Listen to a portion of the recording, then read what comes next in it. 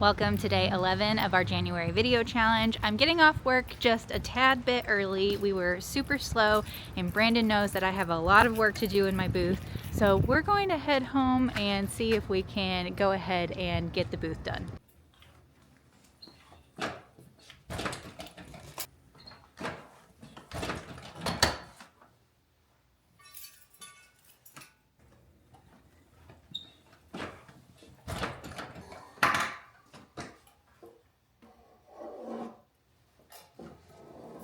I gathered all the materials to work on the booth this evening, and I think what we're going to start with is putting the mantle onto the back wall.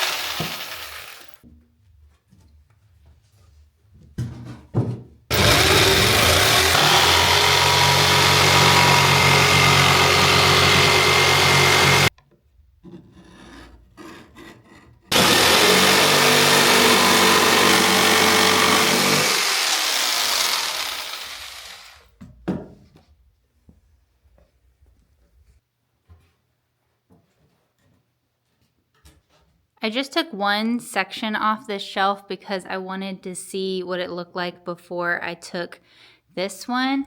And I think I might like it better because it's pretty close to being in line with the door, and it's only a few inches taller than this piece over here. Now that it's cut back, you can kind of see on the top of it, and I'd like to put a shelf here that I can display things on top of. I'm gonna go ahead and try this setup for now. If I end up not liking it or it still feels like it's too much, then we can always change it in the future. It is now 9:30. I told myself I would work until 9. Let me show you how far I got. Ignore all the work clutter, but this is how it's looking at the moment.